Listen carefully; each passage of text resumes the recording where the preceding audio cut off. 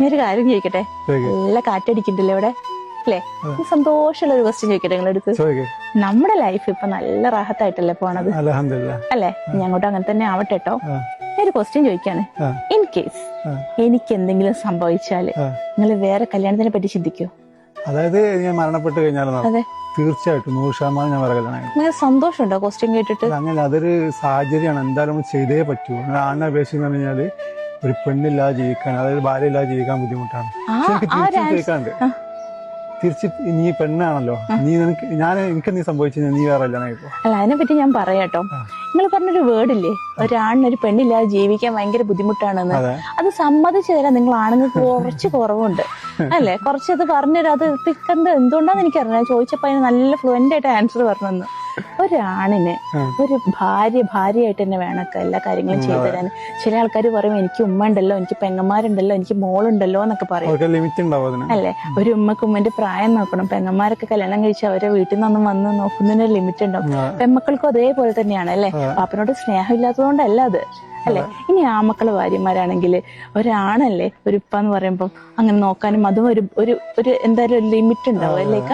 അപ്പൊ ഞാൻ ആഗ്രഹിക്കുന്നത് എന്റെ ഭർത്താവ് വേറെ കല്യാണം കഴിക്കണം തന്നെയാണ് കേട്ടോ മക്കൾ. കാരണം എന്റെ മക്കളെ അല്ലെ, ഒരു മക്കളെ വെച്ചോണ്ട് വീട്ടിലെ കാര്യങ്ങളും മക്കളെ കാര്യങ്ങളും എല്ലാം നോക്കാൻ ഒരാണിന് കഴിയില്ല. പുറത്ത് നമ്മളെ ജോലി ഉണ്ടാവും അല്ലെ?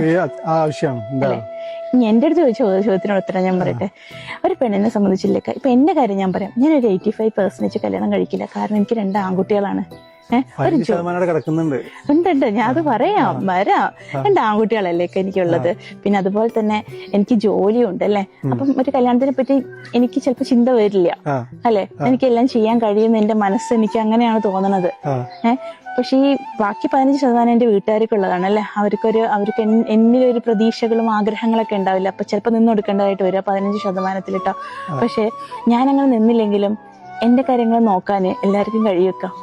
ഒരു പെണ്ണിന്റെ കാര്യങ്ങൾ നോക്കാനും മക്കളാണെങ്കിൽ അവരെ നോക്കും, മരുമക്കളാണെങ്കിൽ നോക്കും, ഉമ്മക്കാണെങ്കിലും ബാക്കിയുള്ളവർക്ക് ആർക്കാണെങ്കിലും ഒന്ന് നോക്കാൻ കഴിയും. അതുകൊണ്ട് തന്നെ ഒരു 50 വയസ്സൊക്കെ 60 വയസ്സൊക്കെ ആയിട്ടുള്ള ഒരു ഭാര്യ മരിച്ച ഒരു ഉപ്പനെ മക്കളാണെങ്കിൽ എന്താ ആലോചിക്കാന്നറിയോ? ഒന്ന് കല്യാണം കഴിച്ചു കൊടുക്കാം. അത് അവരോട് ഇഷ്ടക്കുറവല്ല കേട്ടോ, ഈ പറഞ്ഞ കാര്യങ്ങളെല്ലാം ചെയ്തു കൊടുക്കാൻ വേണ്ടിയിട്ട്. പക്ഷെ ഒരു ഉമ്മ പലപ്പോഴും എല്ലാ വീട്ടിലും വിധവകൾ കൂടുതലുണ്ടാവും. അപ്പന്മാർക്ക് എപ്പോഴും നിറ ഭാര്യമാര് വരും. അതിന്റെ കാരണം ഇതാണ് കേട്ടോ. അപ്പം ഈ ഒരു മെസ്സേജ് നല്ല രീതിയിൽ എടുക്കുക, നല്ലൊരു മെസ്സേജ് എടുക്കുക അല്ലെ? എന്തായാലും ഞാൻ അങ്ങനെ നിങ്ങളെ വിട്ട് പോകുന്ന കരുതണ്ട.